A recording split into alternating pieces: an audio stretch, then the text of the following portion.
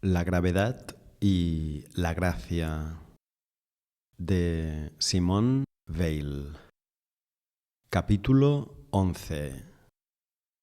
La necesidad y la obediencia. El sol sale para los justos y para los injustos.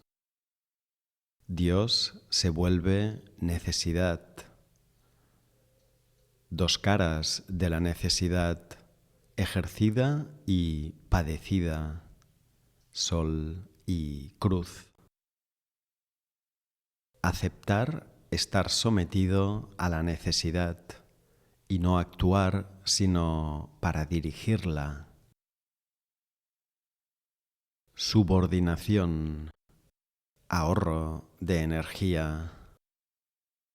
Gracias a ella puede realizarse un acto de heroísmo sin que haya menester de que quien manda y quien obedece sean héroes. Lograr recibir órdenes de Dios. Tenemos que lograr recibir órdenes de Dios.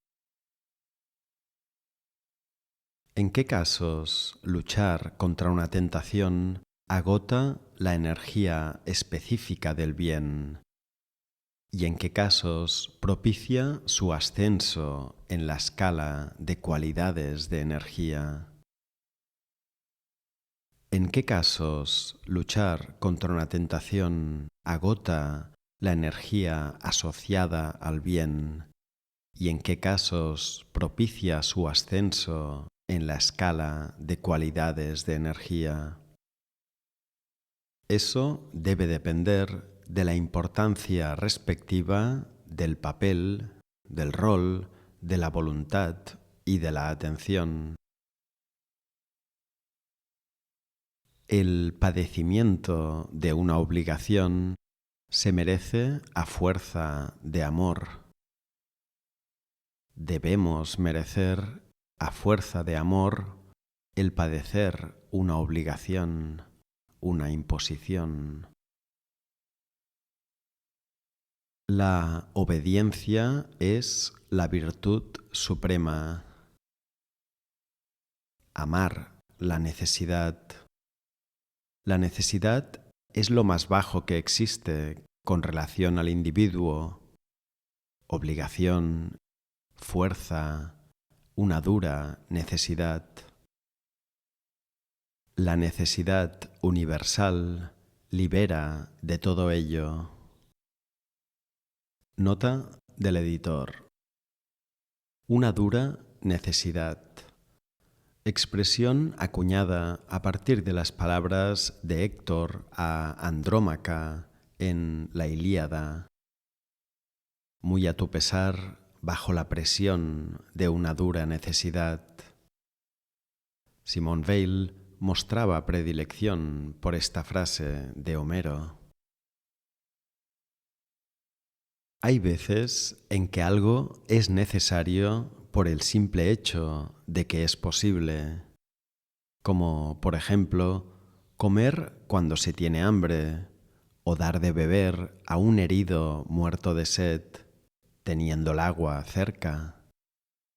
Ni un bandido ni un santo se abstendrían de hacerlo. Por analogía, identificar aquellos casos en los que, aunque a primera vista no aparezca tan claramente, la posibilidad comporte una necesidad. Identificar aquellos casos en los que la posibilidad comporte una necesidad. Actuar en esos casos y no en los otros. El grano de la granada. Nota del editor. El grano de la granada es el alimento de los muertos en la mitología griega. Simone Weil hace referencia al episodio del rapto de la doncella Core o Perséfone, hija de Deméter, por parte de Hades o Plutón. Según cuenta Apolodoro, Plutón tiende una trampa a Perséfone, ofreciéndole para que coma la semilla de la granada, con el fin de poder retenerla junto a él una parte del año, siguiendo una disposición de Zeus.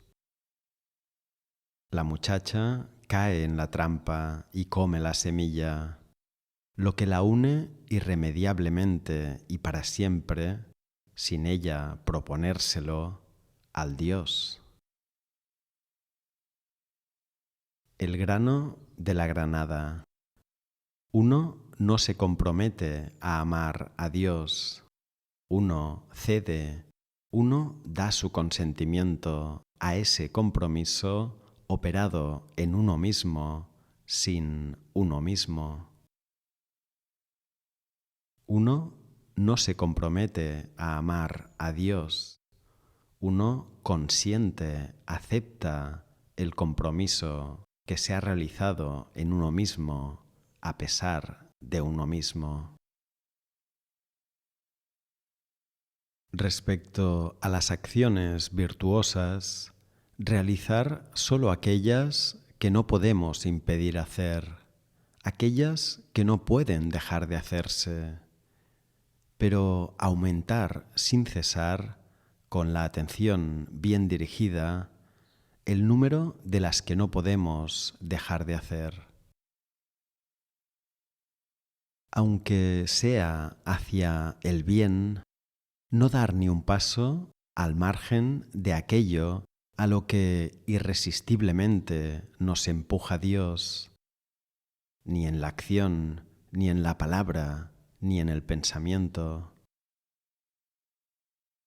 Y estar dispuesto a ir con la fuerza de su empuje a donde sea, hasta el extremo, hasta el límite, la cruz.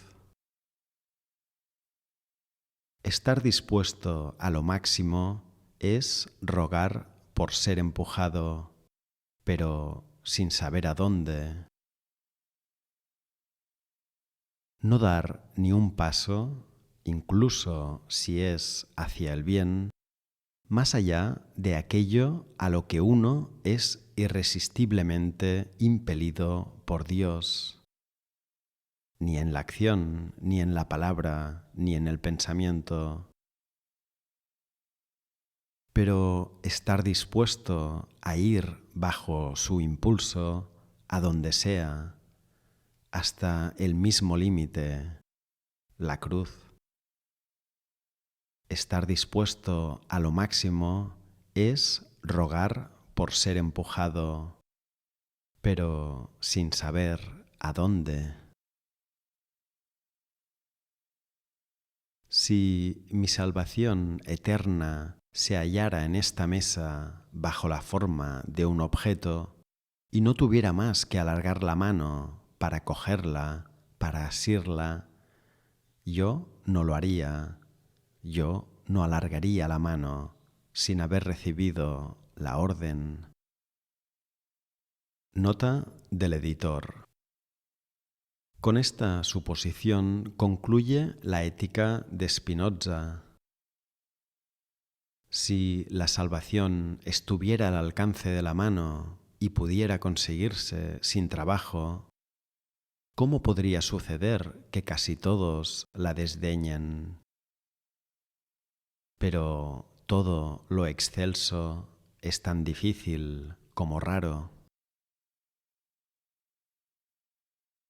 Desapego de los frutos de la acción. Sustraerse a esa fatalidad. ¿Cómo?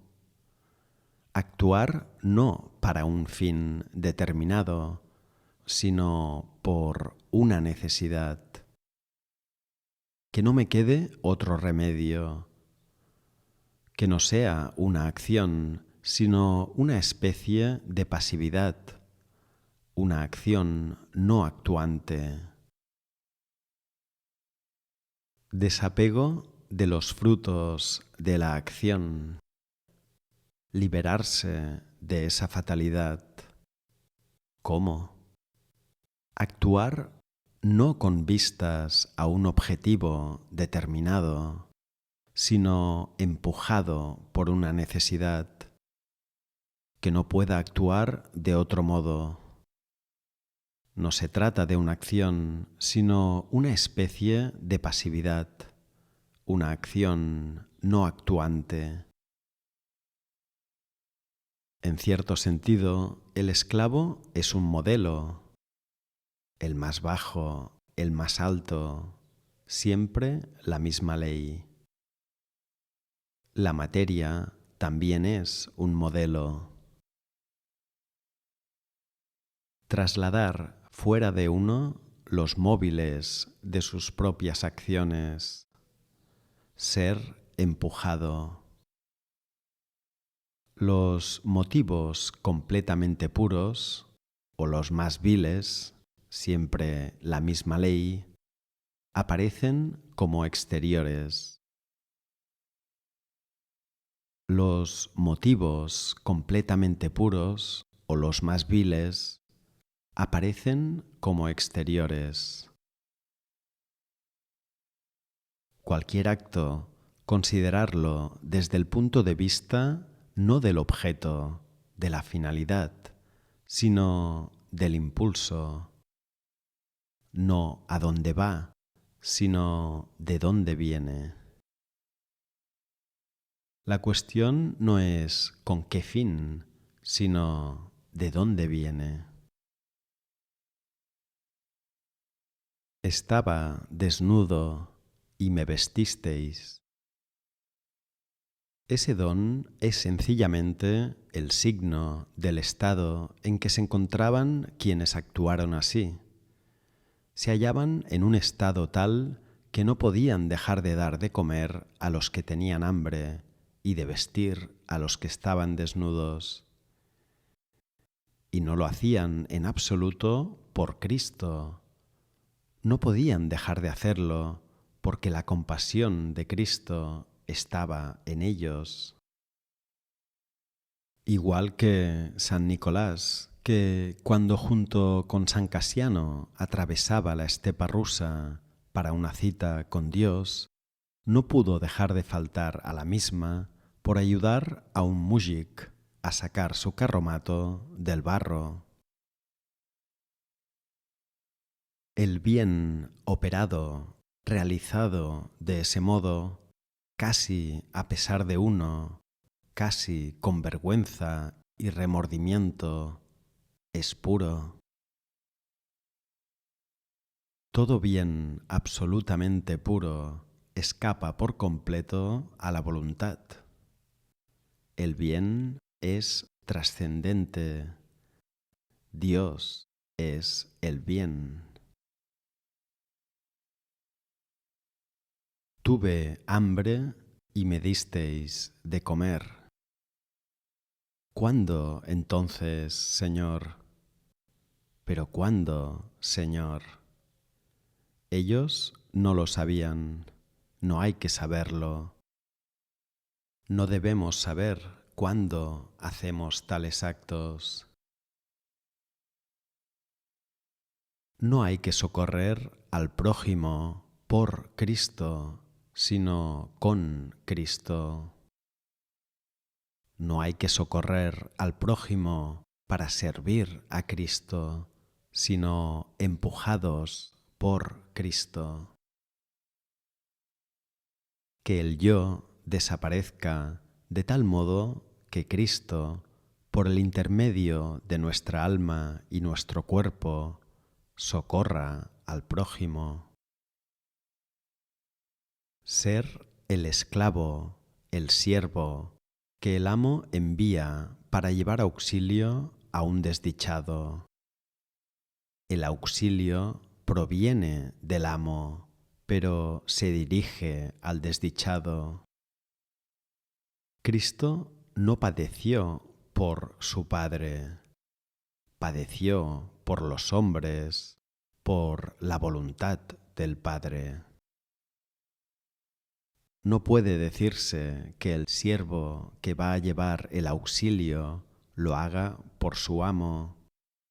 Él no hace nada. Aunque para llegar al desdichado tuviera que caminar descalzo sobre clavos, sufriría, pero él no estaría haciendo nada, porque es un esclavo. Somos siervos inútiles, es decir, no hemos hecho nada. De una manera general, para Dios es una expresión equivocada. Dios no debe ir en dativo. No acudir al prójimo por Dios, sino ser empujado por Dios hacia el prójimo, como la flecha hacia el blanco por el arquero. No ser sino un intermediario entre la tierra inculta y el campo labrado, entre los datos del problema y la solución, entre la página en blanco y el poema, entre el desdichado con hambre y el desdichado saciado. En todo asunto, solo lo que nos viene de fuera, gratuitamente, por sorpresa, como un obsequio, como un don de la fortuna, sin que lo hayamos buscado, es júbilo puro. Paralelamente, el bien real no puede venir más que de fuera, nunca de nuestro esfuerzo. En ningún caso podemos fabricar algo que sea mejor que nosotros. De modo que el esfuerzo dirigido verdaderamente hacia el bien no debe llegar al mismo, no debe lograr su objetivo, no debe llegar a nada. Solo tras una larga y estéril tensión que acaba en desesperación, una vez que ya no hay nada que esperar, es cuando de fuera, oh maravillosa sorpresa, viene el don. Ese esfuerzo se ha convertido en destructor de una parte de la falsa plenitud que está en nosotros. El vacío divino, más lleno que la plenitud, viene entonces a instalarse en nosotros. La voluntad de Dios. ¿Cómo conocerla?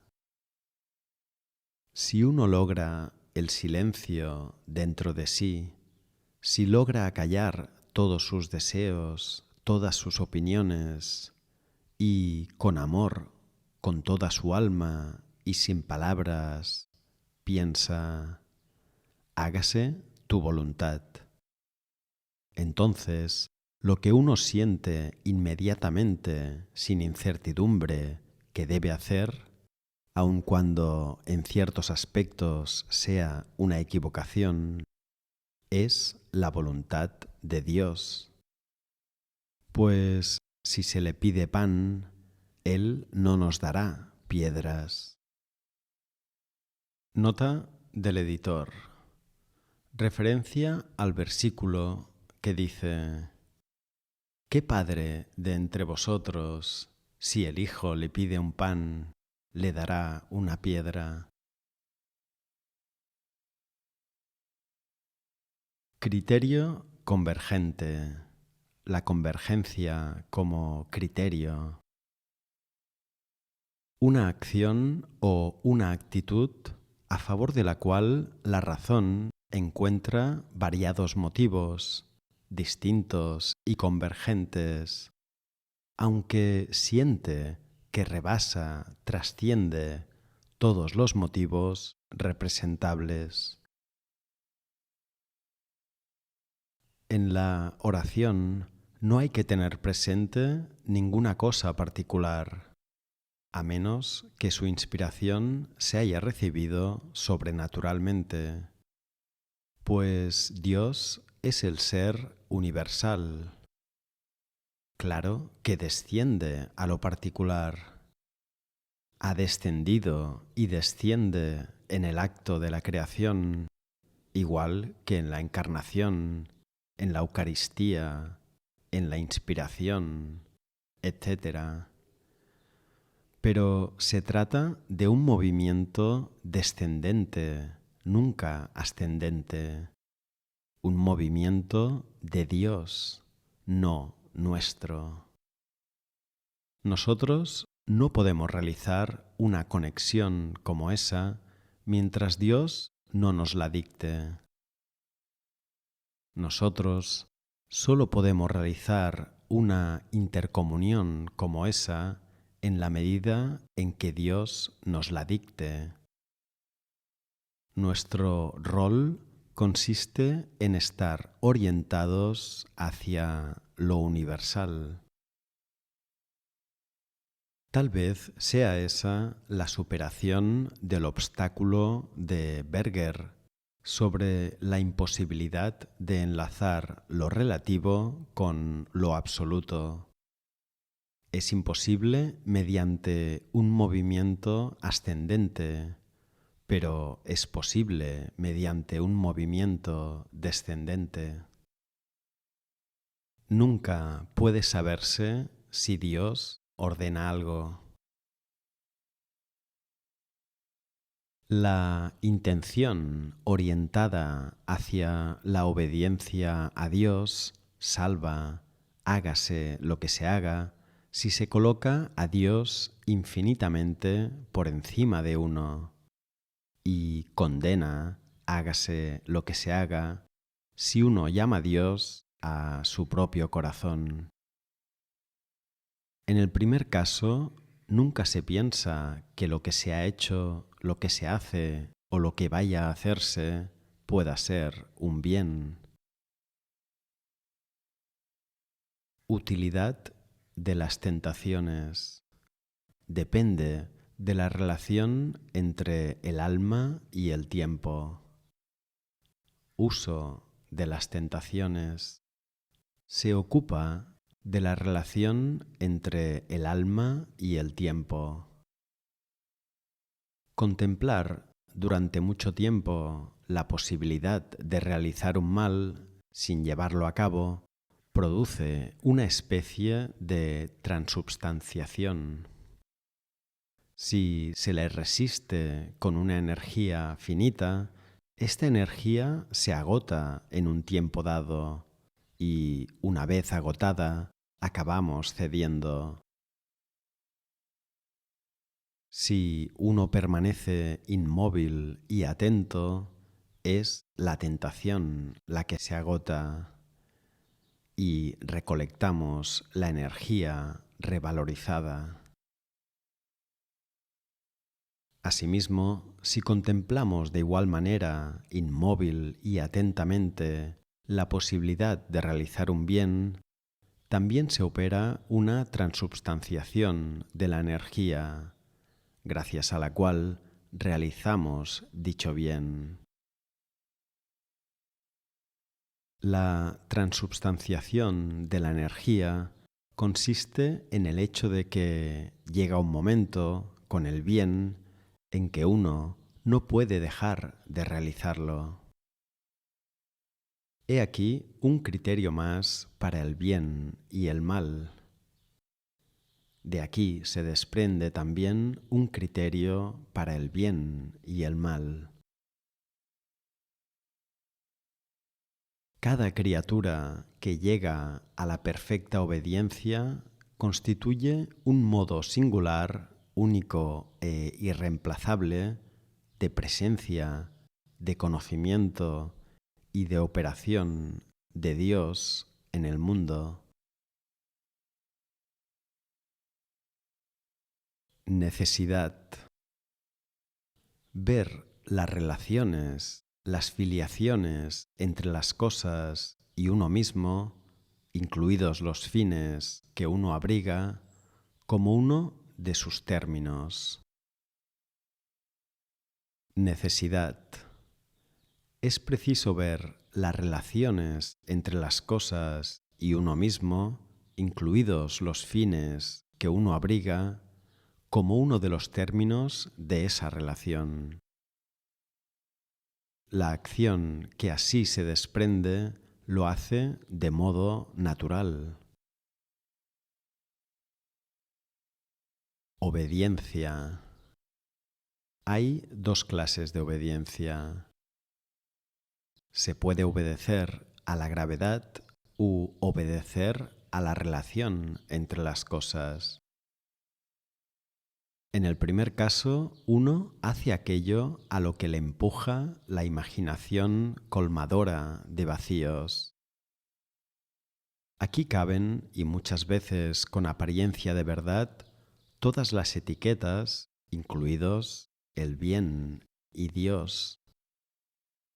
Si se suspende el trabajo de la imaginación colmadora y se fija la atención en la relación entre las cosas, surge una necesidad a la que no podemos dejar de obedecer. Hasta entonces, no se tiene ni la noción de la necesidad ni el sentimiento de la obediencia. No cabe, por tanto, sentirse orgulloso de lo que realizamos, aun cuando se trate de una maravilla. Respuesta del grumete bretón al periodista que le preguntaba cómo había podido hacer aquello. Había que hacerlo. Era necesario. No se podía hacer otra cosa. El heroísmo más puro, donde más se da, es en el pueblo. La obediencia es el único móvil puro, el único que no encierra en grado alguno la recompensa por la acción y deja la recompensa en manos del Padre que está en lo oculto y ve en lo oculto, con la condición de que la obediencia responda a una necesidad y no a una obligación. Terrible vacío de los esclavos. Lo que uno da de sí al prójimo o pone en un gran objetivo, cualquier pena que soportemos, si es por pura obediencia a una concepción clara de la relación entre las cosas y a la necesidad, uno está dispuesto sin esfuerzo, aunque requiera un esfuerzo realizarlo. No le es posible actuar de otro modo, aunque de ello no derive contrapartida alguna, ni vacío alguno que llenar, ni deseo alguno de recompensa, ni rencor alguno, ni rebajamiento alguno. La acción es el fiel de la balanza. La acción es la aguja de la balanza. No hay que tocar el fiel, sino las pesas. Exactamente igual ocurre con las opiniones. Por eso, o la confusión o el sufrimiento.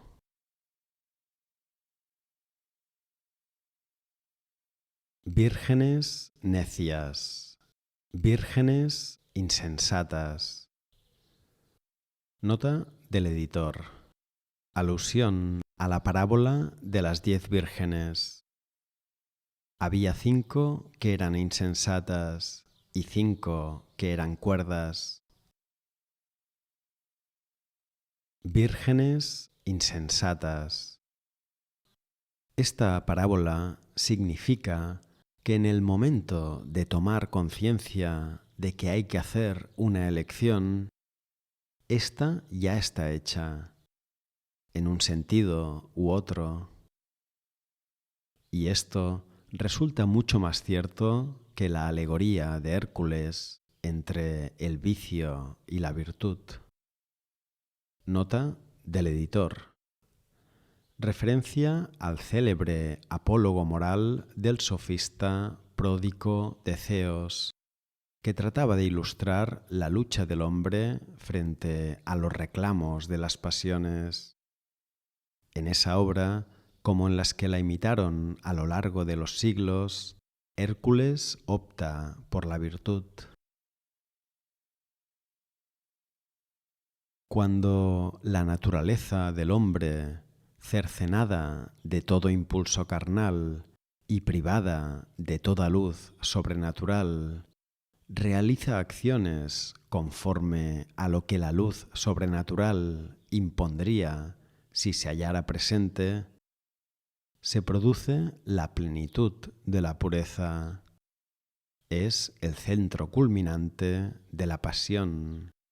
Es el punto central, el núcleo, la esencia de la pasión. La justa relación con Dios es, en la contemplación, el amor y, en la acción, la esclavitud. No mezclarlo. Actuar como esclavo mientras se contempla con amor.